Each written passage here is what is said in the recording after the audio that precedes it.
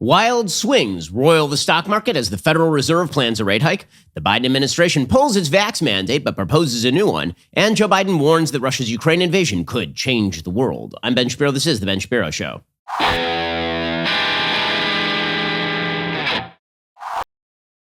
This is The Ben Shapiro Show, and it is sponsored by ExpressVPN. Thousands of my listeners have already secured their network data. Join them at expressvpn.com/Ben. We'll get to all the news in just one moment. First, you shouldn't be spending as much as you are spending on your cell phone bill. You're just spending way too much money. I know. You've got AT&T or Verizon or T-Mobile because they have the great cell network and all of that. Here's the thing. You could have that same cell network, except be paying half the price, and you wouldn't be giving your money to a company that would then send that money to Joe Biden, Nancy Pelosi, and Chuck Schumer.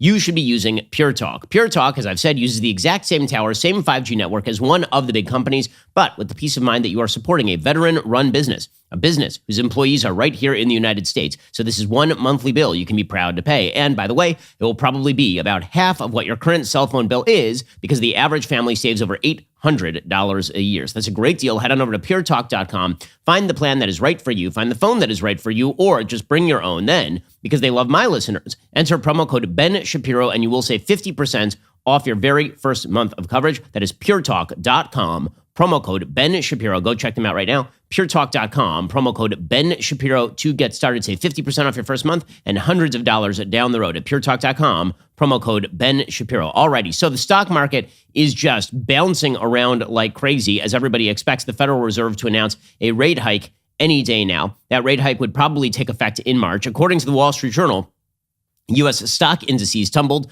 partly recovered, and then retreated again in a second straight day of tumultuous trading, highlighting investor anxiety over the likely path of Federal Reserve interest rate increases ahead of the central bank's regular meeting. Tuesday's trading continues a topsy-turvy start to 2022 for stocks, which has dragged the S&P 500 down 8.6%, on track for the worst month since March 2020. All three major indices fell on Tuesday, though they closed well off session lows. The S&P 500 fell 1.2%. The technology-heavy NASDAQ fell 2.3%, and the blue chip Dow Jones Industrial Average closed down 0.2%. The moves followed another jarring intraday reversal on Monday. The Dow recovered from losses of more than 1,000 points for the first time in history. The NASDAQ recorded its biggest reversal since 2008. What this really does betray is the simple fact that nobody really knows whether we're about to enter a recession or whether this is all sort of transitory based on Joe Biden's crappy policy. The hope is that when the Federal Reserve hikes the interest rates, there'll be a temporary spike in unemployment, and then the economy will sort of even out because we won't have the superheated inflation we have seen under Joe Biden. Also, the hope is that because Joe Biden really does not have control of Congress at this point,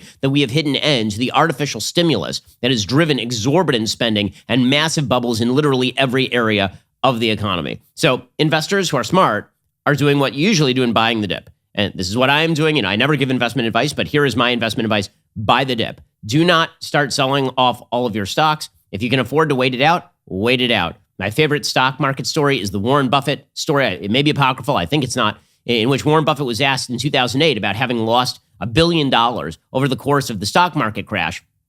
And he said, "What are you talking about? I didn't lose any money." They said, "Well, but look at your stock portfolio, what it's worth." He said, "Did I sell it?" Right? This is the key. If you don't actually realize the losses don't exist. In the same way that if you don't realize the gains do not exist. Okay, that said, it is Joe Biden's crappy policy that is leading to all of this uncertainty in the markets. In fact, the Federal Reserve is likely to signal a March interest rate hike, and that policy tightening is coming. According to CNBC, the Federal Reserve is expected to signal at its meeting this week it is ready to raise interest rates as soon as March, and that it will consider other policy tightening, reversing the easy policies it put in place to fight the pandemic. The Fed begins its two-day meeting on Tuesday. On Wednesday afternoon, the central bank is expected to issue a new statement that shows it is resolved to fight inflation against the backdrop of a violent stock market correction. Fed officials are expected to say they are ready to push up the Fed funds rate from zero as soon as March. Mark Cuban, the head of U.S. short rate strategy at Bank of America, says we don't expect them to sound dovish. The bond market seems to be reacting to the drop in equities, plus the geopolitical tensions, so maybe the Fed sounds not as hawkish as they otherwise would be, but we don't think the Fed is going to come out and tell the market it's wrong for pricing in 4 rate hikes this year. 4 rate hikes would be a lot of rate hikes this year. This is because, of course, of the superheated monetary policy pursued not only during the Biden administration, but in 2020, when the federal government's preferred strategy was to tell you to stay home and then pour money into your pocket rather than pursuing something that looked like a reasonable strategy whereby we shielded the vulnerable and told everybody else to go back to work. According to CNBC, the Fed has found itself in its first major battle with inflation in decades after 2 years of super easy policies implemented to counter the economic and financial impact of the pandemic. The consumer price index in December rose 7%, which was the highest in 40 years since 1982. The stock market sell-off has actually made the Fed's job more difficult because with the stock market dipping into correction territory and the pandemic continuing and Russia threatening military action against Ukraine, the Fed is worried that if they raise the rates at this point, that the economy is still grappling with uncertainty. Powell is supposed to brief the media today. The Fed is releasing its announcement at 2 p.m. on Wednesday. And again, his tone is expected to sound hawkish. Also, the Fed has been discussing paring back their nearly $9 trillion balance sheet, which more than doubled during the pandemic. At their December meeting, central bank officials discussed the balance sheet. Some strategists expect the wind down to begin in June or even as early as May. And remember, what the Federal Reserve tends to do is it buys up all sorts of assets from the market in order to inject money into the economy. The central bank's asset purchase program, scheduled to end in March, has been the primary contributor to the size of the balance sheet. The Fed has been buying $120 billion of Treasury and mortgage securities a month, but has been tapering back. Once it ends the program, then they have to figure out exactly how they sell all of these assets they currently own. The Fed currently replaces securities that are maturing with market purchases. It could change that operation and make other moves, like altering the duration of the securities it holds, trying to put those assets back on the market and suck some money out of the economy. Apparently, this is having an impact on the market, obviously. Barry Knapp, the head of research at Ironsides Macroeconomics, said the stock market's decline was not a surprise. The 11% drop in the S&P 500 as of Monday was consistent with the average decline after other Fed tightening moves. Again, none of this had to be pursued in the first place. Loose monetary policy was, at least largely, the cause of the 2008 crash. It is now going to be the cause of whatever comes next right here. Meanwhile, the United States is experiencing a significant problem with computer chips. So, the historian Neil Ferguson, he has suggested in the past that the future wars will not be fought over resources like oil or gas or coal. The future wars will be fought over microchips because it is the supply of chips that is going to determine the technological development of the future. Right now, the United States is in a bad situation because so many of the manufacturers of this sort of hardware are not in the United States. According to the Washington Post, manufacturers and other buyers of computer chips had less than 5 days' supply of some chips on hand late last year, leaving them vulnerable to any disruption in deliveries, according to the Commerce Department. The report highlighted the severity of a global shortage that has hobbled manufacturing and fueled inflation for more than a year, and that defies easy solutions. Manufacturers' median chip inventory levels have plummeted from about 40 days' supplies in 2019 to 5 days, according to a survey of 150 companies worldwide the Commerce Department conducted in September. The Commerce Department concluded, quote, "This means a disruption overseas, which might shut down a semiconductor plant for 2 to 3 weeks, has the potential to disable a manufacturing facility and furlough workers in the United States if that facility only has 3 to 5 days of inventory. The lack of chip inventory leaves auto manufacturers and other chip users with no room for error." And remember, of course, that these chips are in everything. They're in your cell phone, they're in your computers, they're in your cars. According to the Commerce Secretary Gina Raimondo, she says a COVID outbreak, a storm, a natural disaster, political instability, problems with equipment, really anything that disrupts a chip-making facility anywhere in the world, we will feel the ramifications here in the United States. A COVID outbreak in Malaysia has the potential to shut down a manufacturing facility here in America. That's why Raimondo is urging lawmakers to pass a proposal for $52 billion in federal subsidies to incentivize construction of chip factories. And this actually is not the worst idea in the world. I mean, the simple fact is that for national security purposes, there are certain industries that the United States needs to insource rather than outsource. We saw this with regard to medical equipment and PPE during the pandemic. This also obviously exists with regard to chip production. Because if the chips disappear off the world market and the United States is left holding the bag, meanwhile, all of the chip production facilities are in China, and China is exerting, for example, control over the shipping lanes with regard to Taiwan, that's a disaster area for the United States. And the Senate did pass the measure last year. After months of delay, the House on Tuesday introduced its own version of the legislation, which matches the Senate's $52 billion appropriation. In a statement, Speaker Pelosi says she aims to get the bill to the president's desk as soon as possible. Industry executives say federal funding is likely to create more long-term supply of chips, but it's not going to alleviate the short-term shortages because chip factories take years to build. Survey respondents said these shortages are not going to go away in the next 6 months. Some industry executives say they could last into 2023. The report found computer chips based on older technology are in short supply, creating special problems for manufacturers, including automakers, and boosting production of that sort of chip will be challenging because the profit margins aren't nearly as high, obviously, because these are older chips and they are not driven toward the future.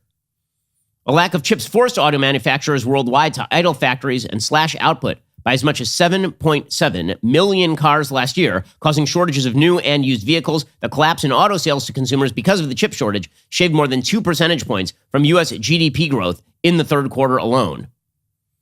Okay, the United States has failed to insource some of this because we were reliant on global supply chains. Listen, I'm a fan of global supply chains. It is what allows you to have a cheap iPhone. However, the fact is that when you are relying on countries like China and not countries like, say, Malaysia or Indonesia or Taiwan for your chips, you got a real problem. And this is why global politics matter. When it comes to foreign policy, it really matters who is in control of the resources. It really does matter how these supply lanes are kept open. It really does matter whether the areas in the world that are most responsible for the mining of rare earths minerals fall into the hands of opponents of the United States. And this is why the sort of isolationist, let's keep our hands off routine, that doesn't work particularly well when you're talking about ensuring that the United States remains a global superpower. Some lawmakers like Bernie Sanders voice opposition to the subsidies, saying the semiconductor industry is highly profitable and doesn't need federal aid, but that's really not the question. The point that Raimondo is making, and she is correct, is that the cost of building chip factories is higher here in the United States. So generally, I'm not in favor of subsidies. The only reason that I'd be in favor of a subsidy here is because it's an actual national security issue. And the fact that all of this is happening is a reflection, of course, of bad policy from the top down. You can't blame Joe Biden for the shortage in chip manufacturing here in the United States right now, except that he was vice president under Barack Obama when we really didn't do enough to increase our chip production here in the United States and insource a lot of the vital manufacturing production that we need in the United States. I'm not a fan of cracking down on free trade because we have to subsidize American industry just per se. I am a fan of ensuring that America's opponents don't have control over vital choke points in the global economy, and also making sure that America's opponents do not have control of the things that we need in order to ensure that our economy keeps running. But this is not a competent administration, and so I really don't trust them to get us on track, unfortunately. In just 1 second, we'll get to Ron Klain, who is now receiving the sort of due smacking around that he should be getting because the media have to find somebody other than Biden to blame. So Ron Klain's head is now going to be on the chopping block. First, let's talk about timing the market. So we've been talking about here, the mortgage rates are likely to rise, right? The Fed is going to start tapering. When the Fed starts tapering, you can expect those mortgage rates to rise. So if you want to sneak in under the wire with a good mortgage refi, now would be the time. The latest forecasts project a few interest rate hikes this year. The first increase could come in the next month. That means now is the time to call American Financing. Take advantage of a free, no-obligation mortgage review. You will learn about custom loan options that can save you up to $1,000 a month. From lower rates to shorter terms, even debt consolidation, they can do it all. And they never charge upfront or hidden fees. So why not see what they can do for you? If you like what you hear, you can pre-qualify for free and possibly skip 2 mortgage payments. Plus, you may close in as fast as 10 days. Just call 866-721-3300. That is 866-721-3300 or visit AmericanFinancing.net. NMLS 182334, NMLSConsumerAccess.org. Go check them out, AmericanFinancing.net. Give them a call, 866-721-3300. That is 866-721-3300, or visit AmericanFinancing.net because your rates aren't going to get better and they could get worse. So now would be the time to do it, AmericanFinancing.net. Alrighty, Ron Klain coming in for some due fire. Thanks to the Washington Post, they have a piece titled, Ron Klain had the perfect resume. His first year showed the limits of that experience. Well, he didn't have the perfect resume. Actually, it just turns out he's crappy at his job. According to the Washington Post, as Joe Biden closed in on the 2020 Democratic presidential nomination, top advisors approached him with a careful process for choosing and vetting a potential White House chief of staff. Biden cut them short, pointing to one man whose experience in government outstripped anyone else. I want Ron. But throughout his first year on the job, Ron Klain and his sterling credentials have repeatedly bumped up against unusual challenges of governing in today's Washington. He drew the ire of key Democrats in Congress, antagonizing both Speaker Nancy Pelosi and Senator Joe Manchin. On the single biggest challenge facing the White House, Klain at times irked the administration's top official in charge of COVID response, pushing Jeff Zients and his team to move faster in ways they found counterproductive. Klain, 60, is praised by many in the White House and on Capitol Hill for his responsiveness and organizational abilities, and most important is said by close associates of President Biden to retain his confidence, but even some allies suggest that Klain's approach is not necessarily producing the desired results.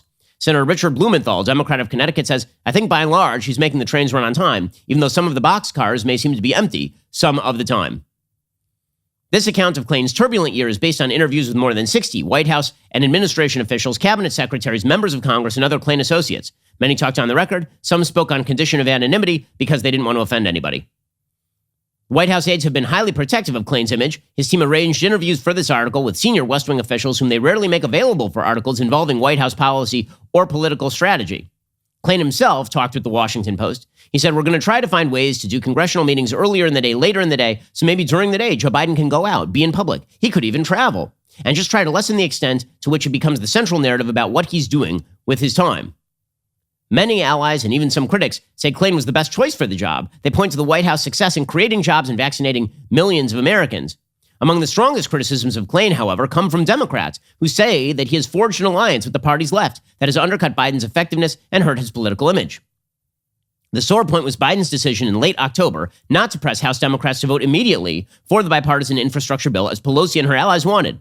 Liberal Democrats preferred to wait until they could ensure that they could push Build Back Better. Biden's senior staff was united behind his decision to hold off, according to a White House official. But many people were pissed off at Ron Klain because of his frequent conversations with Congressional Progressive Caucus Chairwoman Pramila Jayapal. So, in other words, the infighting has now begun inside the White House. Joe Biden has stood by Klain, even though Klain has shifted well to the left. Apparently, Klain says he has no timetable for staying in his position. He hinted that he could take only so much. He noted that the first chiefs of staff for Presidents Bill Clinton and Barack Obama left before the 2 years were up. So Klain is the clock is ticking on him, of course. I do love how the Washington Post describes Klain. Klain's resume is almost impossibly glittering. Impossibly. Woo! He worked for Biden on his first presidential run in 1987. I'm not sure why that's a credential. Biden had to drop out after a plagiarism scandal. He graduated that year from Harvard Law School, where he graduated magna and was an editor on the Harvard Law Review. He then clerked for the Supreme Court. He served as associate counsel in the Clinton White House and was Biden's chief of staff when he was vice president. Meh. Klain's office sits just down the hall from Biden's. Inside sits a large white poster board sectioned off as a monthly calendar, plastered with sticky notes, which he said he uses during Saturday meetings to map out what the president does. White House officials say Klain regularly pokes fun at himself and his Twitter habit in meetings, sometimes expressing his opinion with the caveat, "I'm just a middle-aged, overweight white guy." They also regularly give him a hard time about his voracious consumption of soda. Specifically, Klain is deeply attached to Tab. Man. So the Washington Post, in a hit piece about Ron Klain and how he is botching everything, they do make sure to note that he is a super nice guy who loves Tab, which is fascinating. Meanwhile, the White House has no idea what Joe Biden does on a daily basis. Jen Psaki yesterday was asked what Joe Biden was doing, while Russia was threatening Ukraine's border and while inflation was running out of control. So here was Jen Psaki's answer as to what Joe Biden was doing yesterday. So the president has nothing on his schedule today aside from the PDB. Can you shed any light on how he's spending his day? Well, let's see. This morning, I think he had some policy meetings, also a PDB meeting. He later this afternoon, I think, is doing some remarks review. There are some days that we spend some time doing internal meetings and discussions with policy experts, with policy leaders, and that's what's happening today. So much is happening today. Actually, what was Biden doing yesterday? He was getting ice cream. So, there's Joe eating ice cream. Because this is what makes him popular, is being incompetent and half senile and eating lots of ice cream. So that's exciting. Also, this administration laser focused on the problems of the people. Here was Kamala Harris, the wildly unpopular vice president, yesterday, talking about where this administration has put its focus. We are focused on the most vulnerable. And based on my experience, the most vulnerable are women and girls, racial and ethnic minorities, LGBTQI plus people, indigenous people, people with disabilities, migrants, and children in the foster care system. When we identify who is most vulnerable, we can tailor our tactics and improve our strategy. So all of their tactics are tailored toward the most vulnerable, which includes a majority of American citizens. I like how she just throws women in there. Women are the most vulnerable. Women out-earn men straight out of college right now. Okay, women have far more college degrees than men do. They have more graduate degrees than men do. Women are among the victimized. So when you add women, just women as a category to that litany of the victimized in American society, she's now talking about 70% of the American population, right? All racial minorities and all women. That would be like 70% of the American population. Basically, she should have just said everyone who is not a straight white male. Everyone who's not a straight white male is a victim in our society. And she's saying this from her perch as vice president of the United States, saying we are going to direct policy to the benefit of these specific groups. which actually suggests that the people who are the victims of the Kamala Harris-Joe Biden administration are the straight white males. And she is explicitly saying the only people she is not governing on behalf of are the straight white males, which is pretty astonishing. So it's a good thing. Things are going great for the Biden administration just across the board, just astonishingly well. Meanwhile, Joe Biden did take a break from eating ice cream yesterday to say that Russia invading Ukraine could change the world. It would be the biggest invasion since World War II. He is not wrong about that. The only question is why he set up an incentive structure so that Russia would invade Ukraine again. There will be enormous consequences if he were to go in and invade, as he could, the entire country, or a lot less than that as well, for Russia, not only in terms of economic consequences and political consequences, but there will be enormous consequences worldwide. This would be the largest, if he were to move in with all those forces, it would be the largest invasion since World War II. It would change the world. Okay, now Biden has started to make some moves that are a little more aggressive. Yesterday, he was not going to rule out sanctioning Vladimir Putin personally, so freezing foreign bank accounts, although Vlad is not really going to care. I mean, he's hidden his money in a variety of places, including places that the West does not have control over. Here was Joe Biden saying yesterday that he is not going to rule out sanctioning Vladimir Putin personally. Watching one of you on television pointing out the fact that, and I think you got it right, whoever it was, I'm embarrassed, I don't remember who, saying that this is all Putin. I don't think even his people know for certain what he's going to do. Would you ever see yourself personally sanctioning him if he did invade Ukraine? Yes. You would? I would see that. Okay, in positive moves, and you got to give credit where it's due, the Biden administration did announce on Tuesday it would work with gas and crude oil suppliers from the Middle East, North Africa, and Asia to bolster supplies to Europe in the coming weeks, should Russia try to cut off fuel shipments in the escalating conflict over Ukraine, according to the New York Times. European allies have been cautious in public about how far they would go in placing severe sanctions on Moscow if it invades Ukraine. Germany has been especially wary because the Germans can always be counted upon to side with the world's worst humans in conflicts of this sort. Okay, with that said, you know what would have been a lot easier is if we had not greenlit the Nord Stream 2 pipeline and allowed Europe to become significantly more dependent on the Russian natural gas and oil industry. That definitely would have been a lot better to start. Okay, in just 1 second, we will talk about the immigration problems that continue to plague this administration as well.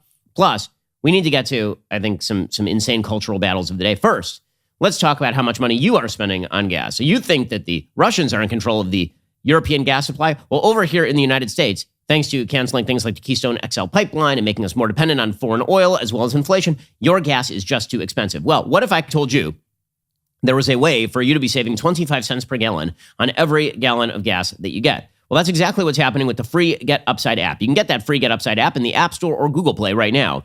Use promo code Shapiro, get a bonus 25 cents per gallon on your first fill-up. That's up to 50 cents cash back. Don't pay full price at the pump anymore. Get cash back using Get Upside. Just download the app for free. Use promo code Shapiro. Get up to 50 cents per gallon cash back on your very first tank of gas. Some people who drive a lot are making as much as $200 to $300 a year in cash back. There is no catch. The cash back gets added directly to your account. You can cash out anytime to your bank account, PayPal, or an e-gift card for Amazon and other brands. Just download that free Get Upside app. Use promo code Shapiro. Get up to 50 cents per gallon cash back on your very first tank of gas. That is promo code Shapiro when you get that free Get Upside app and get up to 50 cents per gallon on your first tank of gas and 25 cents per gallon after that. Alrighty, so meanwhile, when it comes to the Ukraine situation, the good news is that this administration is so in control of themselves that they're mocking Donald Trump. So Peter Doocy, or as Joe Biden calls him, that son of a bitch, Peter Doocy asked the Biden administration, asked Jen Psaki, about whether a hashtag has ever stopped an authoritarian, since it seems like this administration is very into hashtag diplomacy. So here is Jen Psaki turning that around and trying to ridicule Donald Trump over it. The Secretary of State a few days ago tweeted, I hashtag stand with Ukraine.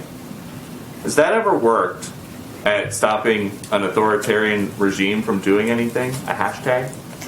I will have to say that unlike the last administration, we don't think Twitter is the only means of engaging or negotiating or discussing important topics. Okay, well, that's not true. I mean, I'm sorry, but that's not true.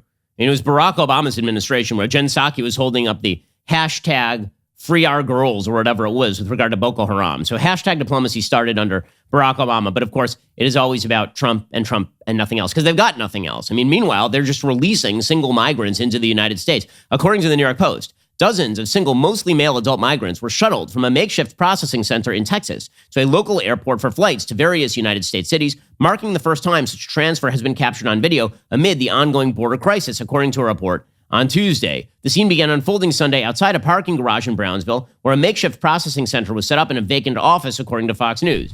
A video recording shows a line of men and women being escorted into the office, after which some of them left and got into taxi cabs that arrived to pick them up. Fox News said it followed the cabs to Valley International Airport in Harlingen, about 30 minutes away, where some of the migrants reportedly said they'd been smuggling across the border with Mexico after paying a criminal cartel $2,000 apiece. The migrants said they were headed to Atlanta, Houston, and Miami, according to Fox News. That revelation came one day after updated figures from U.S. Customs and Border Protection showed that more than 178,000 migrants were apprehended at the southern border last month. Almost 200,000 migrants were apprehended at the southern border last month, the highest number for any December on record. The figure is higher than the total number of migrants, 175,000, stopped during the past 3 Decembers combined. So, by the way, you notice which cities these migrants are going to? Atlanta, Houston, and Miami. In other words, southern cities with jobs. That is where they are going. The shuttling of migrants into the interior of the United States echoes a New York Post report last year in which plane loads of underage migrants were flown into the Westchester County Airport north of New York City. The Post saw some of those children transported in buses to a nonprofit residential center on Long Island and to a service area on the New Jersey Turnpike where they were met by unidentified adults and driven away in cars. Fox News said what it witnessed was unusual because single adult migrants typically are expelled from the United States under a federal law known as Title 42, which allows the government to deny people entry to prevent the spread of COVID-19. Trump invoked Title 42 after the COVID-19 pandemic struck, and Joe Biden continued the practice. So Jen Psaki was asked about this. Why are we now releasing single migrants into the United States? Why are hundreds of thousands of migrants arriving on America's southern border under Joe Biden? By the way, all these people are arriving because they know they'll never be deported. Because Joe Biden is never going to deport illegal immigrants. Period. End of story. He wants the border open. He wants the census data to reflect a huge number of migrants from countries south of the border because his presumption is, whether it's accurate or not, his presumption is that these people will vote Democrat. That is Joe Biden's presumption. That is the reason he is not closing the border. He has every ability to turn people away. He has every ability to send people back south of the border. And he has worked diligently to undermine many of the same agreements that Donald Trump put in place. And then, of course, Joe Biden, when he gets caught with his hand in the cookie jar, he's had to put those agreements back in place, like the Remain in Mexico policy, where people are supposed to wait in Mexico before being granted the capacity to apply for asylum in the United States. Jen Psaki was asked about what was caught on video yesterday, and she said she knows nothing. Nothing. Why is it that large numbers of single adult men are being released into the United States just hours after being apprehended at the southern border? Well, I'm not sure the specifics of what you're referring to, Peter. What I can tell you in terms of what our policy is and how we're approaching the border is that we continue to be under Title 42. Migrants who cannot be expelled under Title 42 are placed into immigration proceedings. And one of those avenues could be placement in an alternative to detention program in the interior of the United States. Okay, so in other words, I don't know what's going on, but also, yes, we are just shipping people into the interior of the United States. It's an amazing thing. And this administration is actively fomenting illegal immigration while claiming that they are not doing so, which is why you're seeing record numbers of people attempting to cross that southern border while Joe Biden is president. That is what they know this. They're saying this. They've said this clearly on video multiple times. We've had interviews with people asked why they are coming now. The answer is because Joe Biden is president. It is almost impossible how bad this guy is at this job. Meanwhile, the Biden administration announced on Tuesday that it is withdrawing its current emergency order mandating large employers vaccinate or regularly test their workers for COVID-19. Instead, they are pushing for a permanent rule. So it doesn't matter that COVID-19 is now endemic. It does not matter that Omicron has hit just about everybody, that it is wildly transmissible, that you're going to get it inside work or outside work, but you are going to get it, and then you'll be okay. The Occupational Health and Safety Administration will formally withdraw its order on Wednesday, according to a draft of a memo to be published in the Federal Register. The agency is not dropping the rule entirely, however, planning to keep the order as a proposed rule.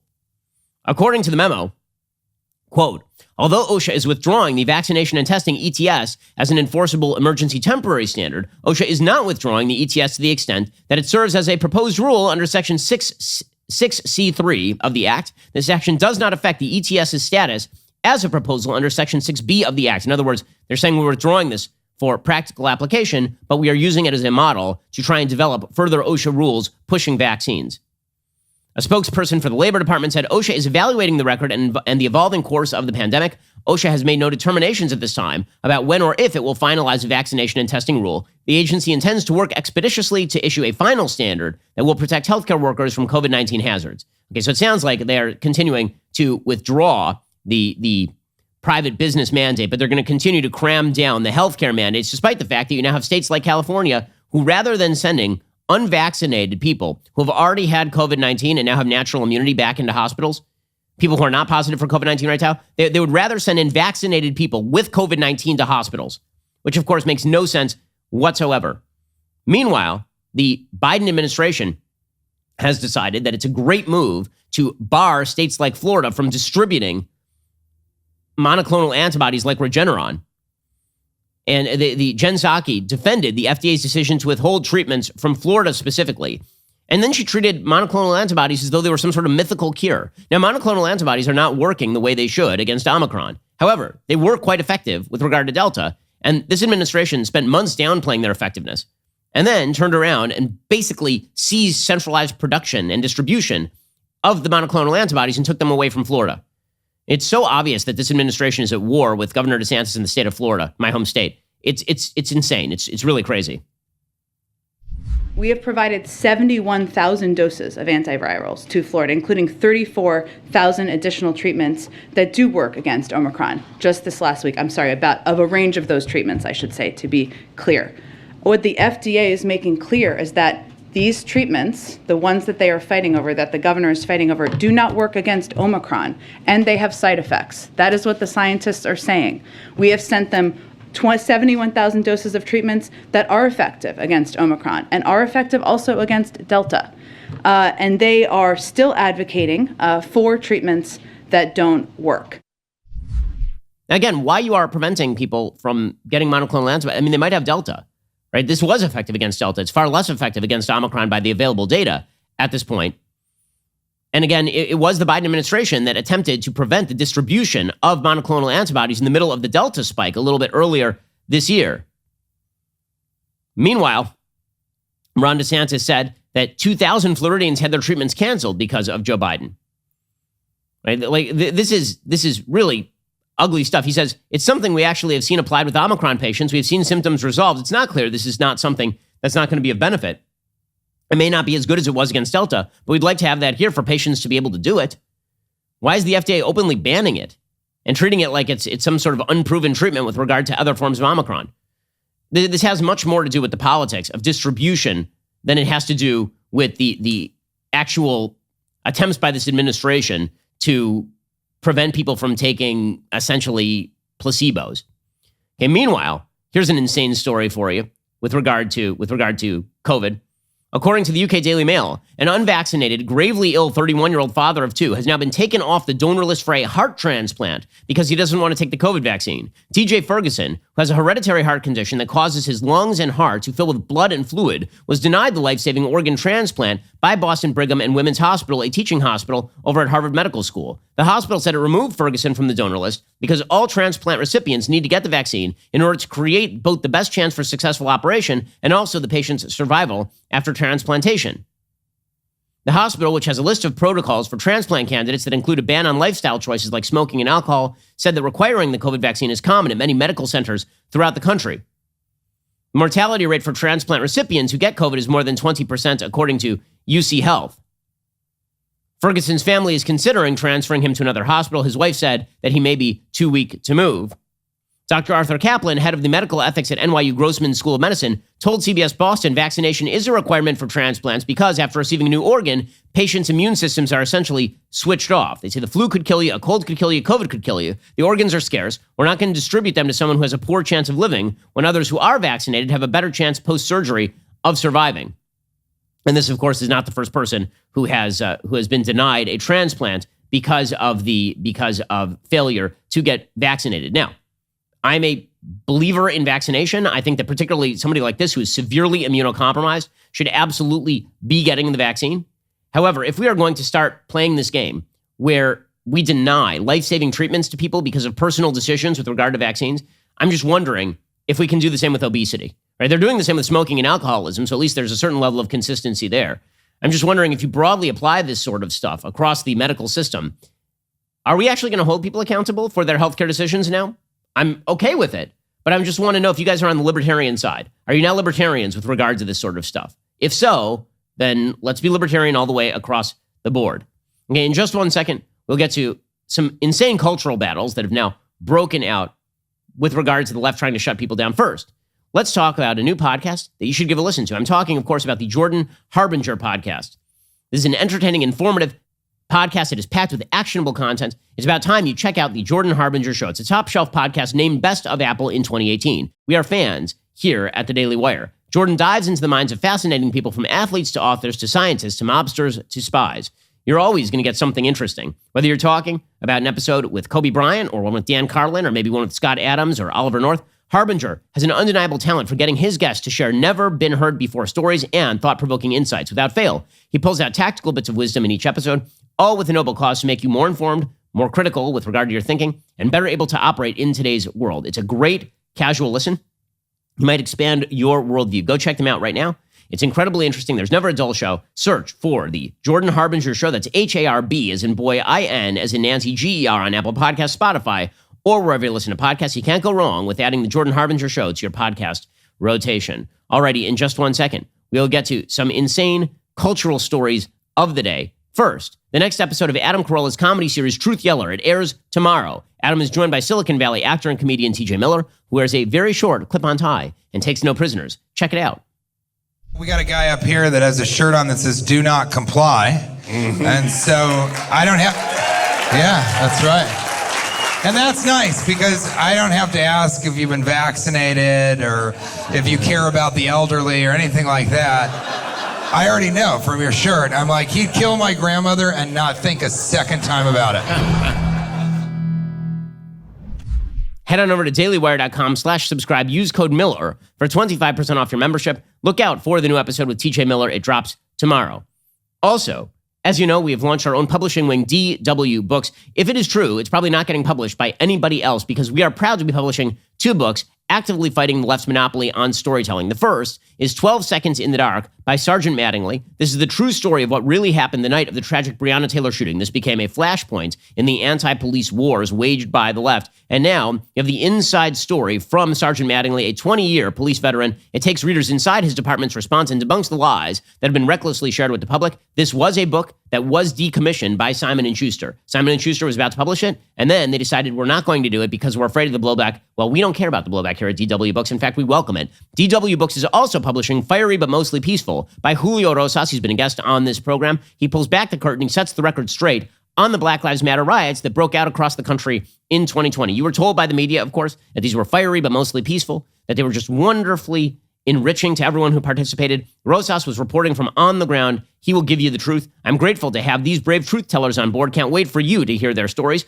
Both books are now available for pre-order on Amazon or anywhere you buy books online. You are listening to the largest, fastest growing conservative podcast and radio show in the nation.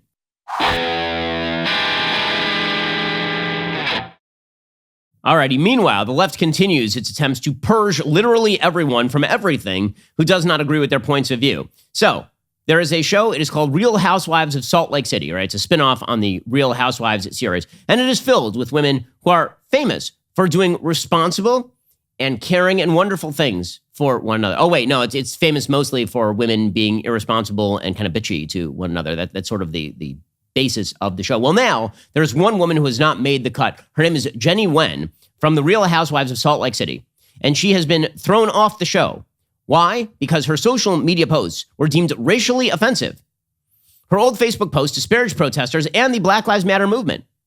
Fans of the reality TV show demanded that she be fired. Which fans? How many fans? 7? It's usually 7 fans. She made social media comments amid the 2020 protests that occurred following the killing of George Floyd.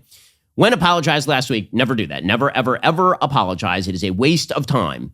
See, in a normal world, you'd apologize for stuff you do wrong. But in this world, even if you apologize for stuff you do wrong, that's just an excuse for them to chop off your head. Bravo said in a statement, "We recognize we failed to take appropriate action once her offensive social media posts were brought to our attention. Moving forward, we'll work to improve our processes to ensure we make better informed and thoughtful casting decisions." She said that she regretted writing her remarks, that I want to acknowledge and apologize for my deleted posts from 2020 that resurfaced. At the time, I thought I was speaking out against violence. I've since learned how offensive and hurtful my words were. I regret these posts. I'm sincerely sorry for the pain they caused. Now, one of the things that is super annoying about the articles like this is they never tell you exactly what she said. Okay, so you actually have to dig to find what she said that was so horrifying and terrifying and absolutely evil and just the worst thing in the world. Okay, so what did she do? Okay, well, she called some people who were burning things and hurting people BLM thugs and violent gangs. Oh no, that's terrible. That's super racist. Why? Why? If you set things on fire and hurt people, I'm pretty sure you should be called a thug. I don't care what your race is. If you set fire to things and hurt people, and you are associated with Black Lives Matter, this makes you a Black Lives Matter thug. Just as if you are associated with Antifa, this makes you an Antifa thug. And if you're a person who's beating up a cop on January 6th, you're a January 6th thug. Like, this is an all-purpose word, as it turns out. But you're apparently not supposed to say it when it's associated with Black Lives Matter. What exactly did she do that was so terrible? She said, quote, "Hundreds of blacks shot, many killed, including children, by other blacks every week. Over 1,000 officers violently injured, some permanently by rioters. Anarchists rioting in major cities every night, which has caused billions of dollars of destruction to private and public property. And you still think police officers are the problem. You are an idiot." This gets you fired now? Really? Like, you say that police are the solution to crime and that the real problem for the black community when it comes to violence against black citizens is other black people, just like the real problem for the white community when it comes to violence is generally other white people, and that the cops aren't the problem. This gets you fired now? Like, I don't understand how this is super duper terrible. Okay, and then apparently she showed another meme, and it showed two cartoon characters, one an elderly white woman and the other a middle-aged white man talking, with a man staring at stick figures bumper stickers on the back of her car that normally represent family members. He said, "No, that's not my family. That's how many rioters I've hit," the cartoon white woman said. Okay, I mean, politically incorrect, sure. Is that racist? It doesn't say the race of the people. They could have been Antifa protesters. Also. And then there was another one that she posted that was a picture of Ken Jeong's character from Community shouting, and it said, "If you follow the officer's orders, you won't get shot." Okay. I mean, all right. This now gets you canned because a few idiots write into Bravo. Now, listen, I don't care what happens on The Real Housewives of Salt Lake City. I've never seen an episode. I will never watch an episode because I would rather gouge out my own eyeballs with a spoon than watch an episode of a show like that. With that said, should the lady lose her job because she said that she likes the cops and she doesn't like rioters? I'm confused. Are you supposed to hate the cops and love? Apparently that is what is necessary right now. So that's good. Meanwhile, apparently, we are going to get the politically correct version of Snow White and the Seven Dwarfs if Peter Dinklage has his way. So Peter Dinklage is, of course, the actor from Game of Thrones, and he was in one of the Avengers movies, Avengers Endgame, I think. And he's very angry at Snow White and the Seven Dwarfs. He calls it an effing backwards story. He said, "There's a lot of hypocrisy going on. Literally no offense to anyone, but I was a little taken aback when they were very proud to cast a Latina actress as Snow White. But you're still telling the story of Snow White and the Seven Dwarfs." Okay, so, I mean, I'm glad that he's allowed to say it. It is sort of bizarre that the story is about a woman literally named Snow White, but it's a Latina actress. I mean, that it's strange. I mean, you can say it's a little counterintuitive casting, but what he's really mad about is that the studio depicts dwarves in Snow White and the Seven Dwarfs. He says, "You're progressive in one way, but then you're still making that effing backwards story about seven dwarves living in a cave together. What the F are you doing, man? Have I done nothing to advance the cause for my soapbox? I guess I'm not loud enough." I don't know which studio that is, but they were so proud of it. He knows exactly which studio it was. He just wants to work for Disney in the future because Marvel is owned by Disney. By the way, Peter Dinklage complaining that stereotypes about dwarves are used in entertainment. The man would not have a career if stereotypes about dwarves were not used in entertainment. I mean, I'm sorry to say that, but it happens to be the case. I mean, Game of Thrones, he literally plays a dwarf, right? And then that dwarf violates a lot of the stereotypes, but that is part of the story, right? That is part of what Game of Thrones is playing upon. As Matt Walsh pointed out, he is correct. The entire shtick that he had an elf was a joke about him being a dwarf. And then Will Ferrell thinking that he was an elf because of it and him being offended by it. I mean, it happens to be the case that Peter Dinklage, I mean, this is his role in literally every movie. He gets cast because of his stature. I mean, this is not pretend.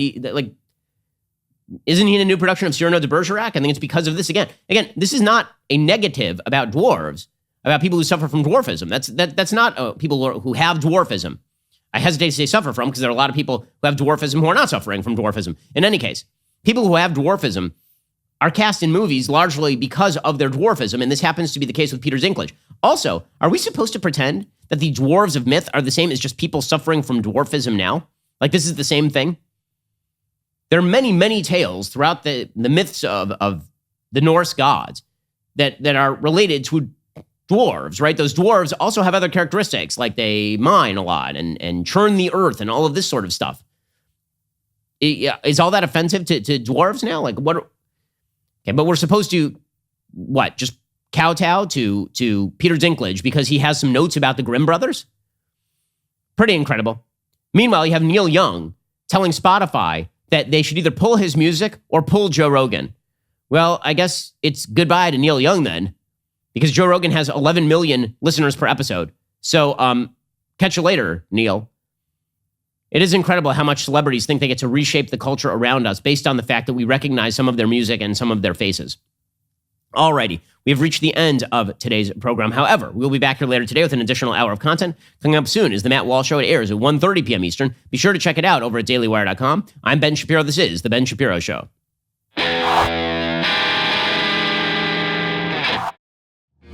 The Ben Shapiro Show is produced by Elliot Feld. Executive producer Jeremy Boring. Our supervising producer is Mathis Glover. And our production manager is Pavel Wydowski. Associate producer Bradford Carrington. Editing is by Adam Sayevitz. Audio is mixed by Mike Coromina. Hair and makeup is by Fabiola Cristina. Production assistant Jessica Crand. The Ben Shapiro Show is a Daily Wire production. Copyright Daily Wire 2022. On The Matt Walsh Show, we talk about the things that matter, real issues that affect you, your family, our country, not just politics, but culture, faith, current events, all the fundamentals. If they matter to you, come check out the show.